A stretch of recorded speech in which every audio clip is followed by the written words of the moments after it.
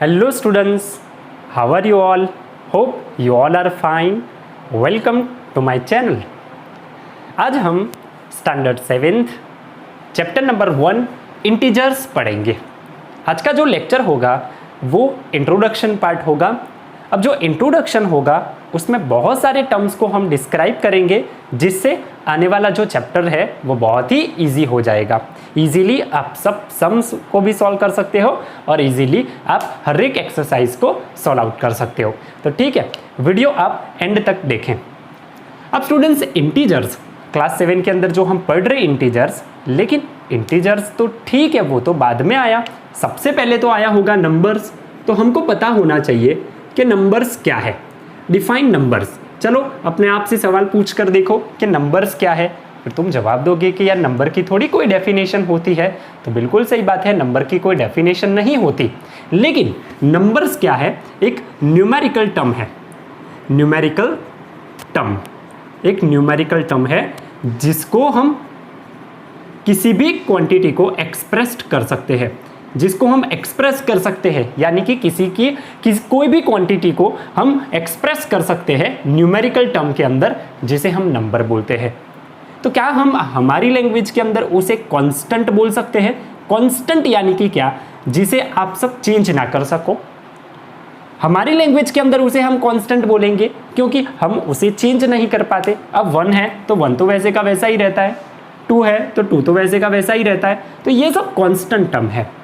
लेकिन ये सब जो कांस्टेंट टर्म है वो न्यूमेरिकल टर्म है जो एक्सप्रेस हो सकते हैं किसी भी क्वांटिटी को डिस्क्राइब करने में। तो किसी भी क्वांटिटी को डिस्क्राइब करने में जो एक्सप्रेस किया जाता है वो नंबर्स होते हैं।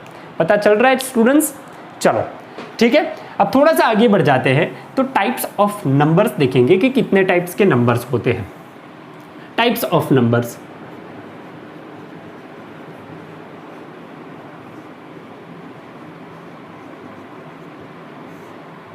अब यहां पर कुछ टाइप्स देखेंगे नंबर्स के कि कितने टाइप्स के नंबर्स होते हैं। नंबर 1 हम पढ़ते हैं नेचुरल नंबर।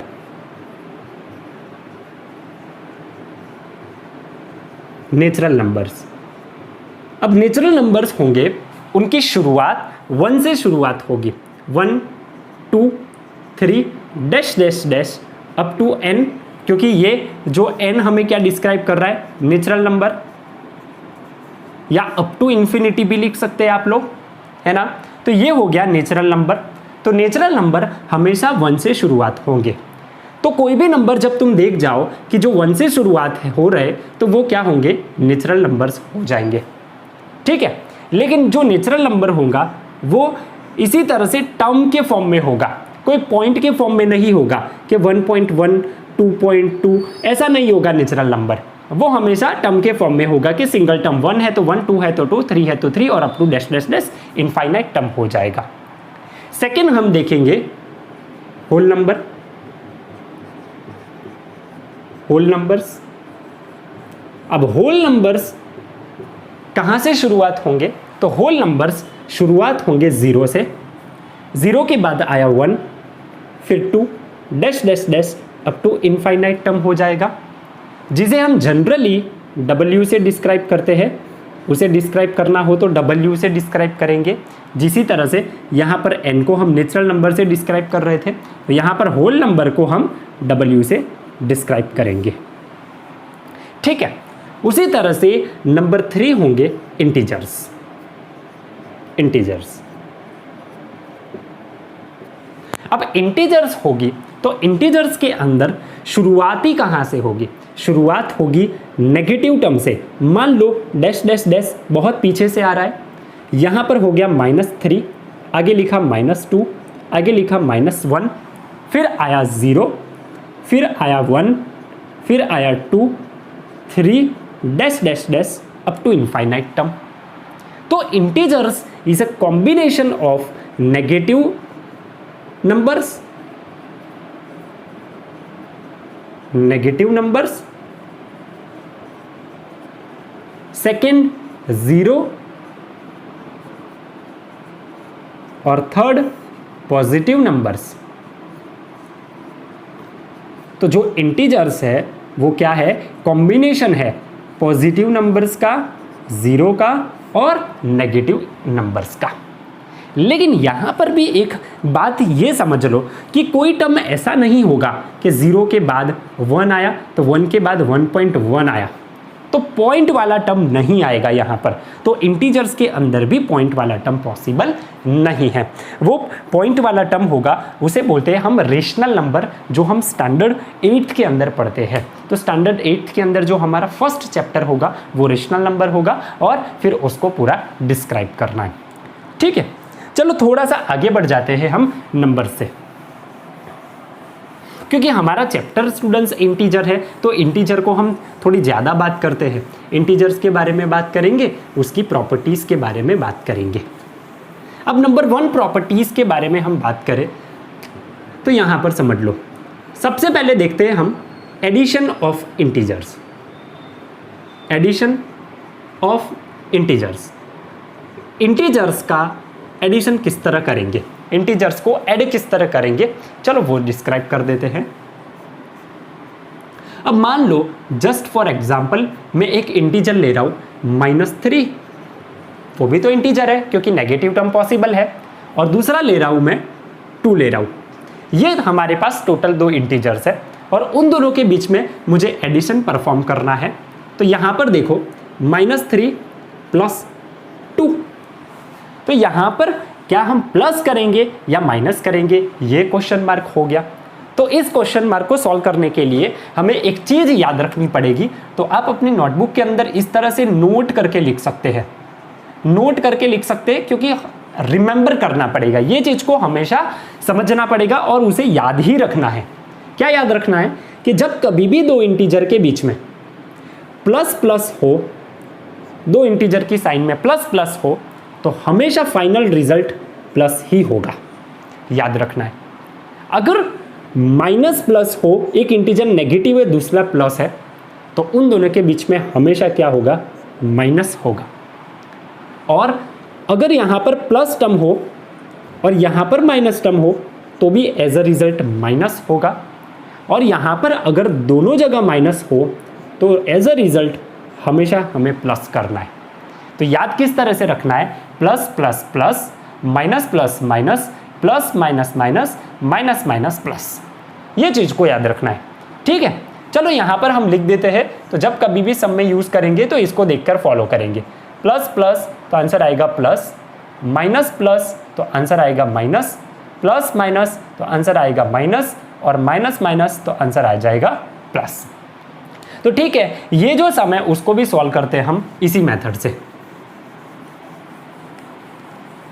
देखो यहाँ पर एक इंटीजर है, उसमें -3 है, तो माइनस टर्म है यहाँ पर, और ये इंटीजर के बीच में क्या है, प्लस है। तो यहाँ पर देखो माइनस प्लस क्या होगा, माइनस, तो हमको क्या करना है, माइनस प्लस माइनस, तो यहाँ पर बड़े में से छोटे को माइनस करो। तो ग्रेटर टर्म में से हमेशा स्मॉलर टर्म को माइनस करो, ये रूल नंबर 1। स्मॉलर टर्म को माइनस करो, हमेशा ग्रेटर टर्म में से स्मॉलर टर्म को माइनस करो, या ग्रेटर नंबर में से, यहाँ पर नंबर की बात कर रहे हैं तो नंबर लिखो, नंबर में से स्मॉलर नंबर को माइनस करो। चलो हो गया, यहाँ पर करके देखो, प्लस माइनस हमेशा माइनस होगा, और यहाँ पर माइनस प्लस है तो भी एज अ रिजल्ट माइनस होगा। तो 3 में से 2 जाएगा तो आंसर बचेगा 1, हो गया। लेकिन यहाँ पर दोनों में से नंबर जो भी हो, उस जो बड़ा नंबर हो, तो यहाँ पर सेकेंड नोट ये लिखते हैं, give sign of greater number, हमेशा बड़े वाले नंबर की साइन दे दो। तो यहां पर दोनों में से बड़ा कौन है, 3 या 2, चलो 3 है तो 3 के आगे कौन सा साइन, माइनस, तो एज अ रिजल्ट माइनस आएगा आगे, और आंसर आ जाएगा -1। चलो इसी तरह से एक और एग्जाम्पल हम देख लेते हैं क्विक रिवीजन के अंदर, फटाफट देख लेते हैं और आप सबको भी सॉल्व करके दिखाना ही है। चलो अब कोई एक इंटीजर ले लो -2, और यहाँ पर दूसरा भी ले रहा हूँ -2, और मुझे परफॉर्म क्या करना है, दोनों के बीच में एडिशन करना है परफॉर्म। चलो -2 बीच में रख दो प्लस, और इसको भी रख दो -2। हो सकता है हमारी कन्वीनियंसी के लिए हमने दोनों जगह ब्रैकेट बना दिए, ठीक है। अब यहाँ पर देखो अगर इसके आगे नहीं बनाओगे तो भी कोई दिक्कत नहीं है, -2। अब प्लस माइनस फिर से यहाँ पर देखो, प्लस माइनस तो एज अ रिजल्ट आंसर क्या आएगा, -2 हो गया। अब यहाँ पर देखो माइनस माइनस क्या होगा, प्लस, तो हमको क्या करना है, माइनस माइनस प्लस, तो 2 + 2 कितना बचा, 4 हो गया। अब दोनों में से बड़ा ही नहीं है कोई भी, दोनों सेम है, तो किसी के भी नंबर के आगे की साइन रख दो माइनस। चलो पता चल रहा है ये, इस तरीके से एडिशन करेंगे। चलो एक और एग्जांपल देख लेते हैं हम। एक ले लो आंसर में 5 और दूसरा ले लो -3, उन दोनों के बीच में हमें एडिशन परफॉर्म करना है। तो यहाँ पर देखो 5 प्लस ब्रैकेट के अंदर लिख दो -3 हो गया। अब प्लस माइनस क्या होगा, माइनस, तो 5 -3 आंसर आएगा 2। दोनों में से बड़ा 5 है, 5 के आगे प्लस साइन है तो यहाँ पर प्लस साइन कर दी, सिंपल। चलो समझ में आ रहा है, ठीक है। फटाफट स्क्रीनशॉट ले लो। चलो डन, आगे बढ़ते हैं। ये बात हमेशा याद रखनी है, ग्रेटर नंबर में से ही स्मॉलर नंबर को माइनस करना है और साइन हमेशा बड़े वाले की दो, रूल याद रखना है, बड़े वाले की दो साइन। अब दोनों के बीच में हम माइनस करेंगे। माइनस करना मीन्स डिफरेंसेस करना या सब्ट्रैक्ट करना। यहाँ पर मैं लिख देता हूँ सब्ट्रैक्शन ऑफ इंटीजर। अब सब्ट्रैक्शन करते हैं, चलो उसको एग्जाम्पल के साथ सीखते हैं। सिंपल एग्जाम्पल हो गया। अब यहाँ पर मैं कोई इंटीजर ले रहा हूँ -3 और एक ले रहा हूँ -2, इंटीजर नंबर 1 है। अब यहाँ पर देखो -3 सब्ट्रैक्शन करना है, माइनस यहाँ पर ब्रैकेट में रखना पड़ेगा -2। यहाँ पर हो गया -3 माइनस माइनस +2 हो गया। अब फिर से साइन चेक करो, माइनस प्लस क्या होगा, माइनस प्लस क्या होगा, माइनस, हमेशा बड़े वाले में से छोटे वाले को माइनस कर दो, 3 में से 2 गया 1 हो गया, और बड़े वाले की साइन दे दो माइनस। चलो आ गया भाई आंसर, सिंपल। अब फिर से यहाँ पर सब्ट्रैक्शन करो एक और एग्जांपल के अंदर, 3 यहाँ पर -2, ये दोनों इंटीजर है। अब इन दोनों के बीच में आपको करना है, फिर से 3 बीच में क्या रखना है, माइनस, और ब्रैकेट के अंदर ले लेना है -2 क्योंकि हमको सब्ट्रैक्शन करना है। अब यहाँ पर देखो भाई 3 माइनस माइनस क्या हो जाएगा, प्लस, और ये बचा 2। अब देखो 3 + 2 कितना बचा, 5, दोनों में से बड़ा नंबर प्लस है तो प्लस की साइन रख दो। चलो पता चल रहा है, ये हो गया सब्ट्रैक्शन के बारे में, ठीक है।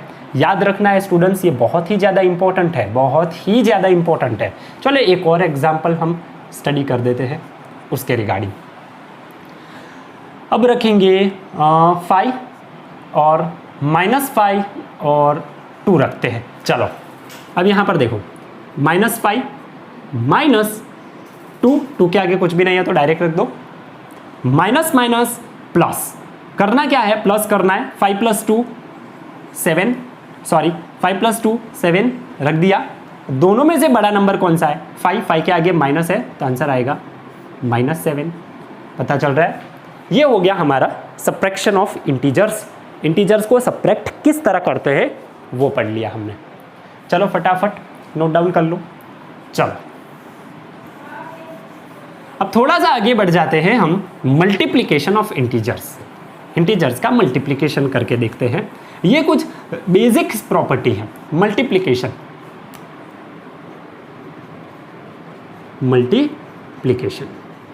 मल्टीप्लाई करना है। देखो यहाँ पर एग्जाम्पल दे देते हैं हम। मान लो हमने लिया 5 और दूसरा लिया -7। अब इन दोनों के बीच में हमको क्या करना है, मल्टीप्लाई करना है। और देखो यहाँ पर 5 मल्टीप्लाई बाय, ये हो गया ब्रैकेट में -7। चलो सही है इतना। अब एक बात याद रखनी है तुमको, क्या याद रखनी है, जब कभी भी मल्टीप्लाई दो या मल्टीप्लाई करो आप, तो एक चीज़ हमेशा क्या याद रखनी है, मल्टीप्लाई के अंदर साइन, अगर मान लो माइनस माइनस है, दोनों इंटीजर माइनस माइनस है, तो माइनस माइनस क्या आएगा, प्लस है आएगा। तो आपको जिस तरह से हम एडिशन में बड़े वाले की साइन रखते थे वैसे यहाँ पर साइन रखने की ज़रूरत नहीं है मल्टीप्लिकेशन में। देखो बताता हूँ मैं कैसे। अब देखो पहले सबसे पहले मल्टीप्लाई कर दो, 5 7 जा 35 हो गया। अब यहाँ पर आगे कुछ भी नहीं है, 5 के आगे तो प्लस समझ सकता हूँ, तो प्लस माइनस क्या होगा, माइनस, तो यहाँ पर रखनी है माइनस। समझ आ रहा है? चलो एक और एग्जाम्पल लेते हैं मल्टीप्लिकेशन का। एग्जाम्पल दूसरा लिया, -5 मल्टीप्लाई बाय -6। अब इन दोनों का मल्टीप्लिकेशन करना है हमको। 5 मल्टीप्लाई बाय -6, सबसे पहले मल्टीप्लाई कर दो, 5 6 जा 30, और माइनस माइनस क्या हो गया, प्लस, तो यहाँ पर प्लस कर देना है। ऐसा नहीं है कि दोनों में से बड़ा 6 तो 6 के आगे माइनस है तो माइनस रखना है, नहीं, मल्टीप्लाई के अंदर साइन का भी माइनस करवाओ और एज अ रिजल्ट जो आता है वही रखो। अगर माइनस माइनस प्लस आ रहा है तो यहाँ पर प्लस रखो, अगर प्लस माइनस माइनस आ रहा है तो यहाँ पर माइनस रखो। तो जिस तरह एडिशन के अंदर बड़े वाले की साइन रखते थे वैसे यहाँ पर नहीं रखना है, मल्टीप्लिकेशन के अंदर साइन का भी प्रोडक्ट करके देखना है। चलो एक और एग्जाम्पल सॉल्व करते हैं हम। 3 और यहाँ पर ले लेते हैं -8, या यहाँ पर ले लेते हैं -10, तो थोड़ा सा बड़ा चला जाए। चलो 3 मल्टीप्लाई बाय 10 हो गया, 3 मल्टीप्लाई बाय -10, 3 10 जा कितना हुआ 30। अब यहाँ पर क्या है, कुछ भी ना हो तो प्लस, प्लस माइनस माइनस, तो यहाँ पर रखना है माइनस। समझ आ रहा है? ये हो गया हमारा मल्टीप्लिकेशन ऑफ इंटीजर। किसी भी इंटीजर्स का मल्टीप्लिकेशन करोगे तो क्या होगा। चलो नेक्स्ट आगे बढ़ते हैं। क्या आएगा आगे, डिवीजन ऑफ इंटीजर्स। इंटीजर्स को डिवाइड किस तरह करते हैं वो देख लो आप। डिवाइड या डिवीजन,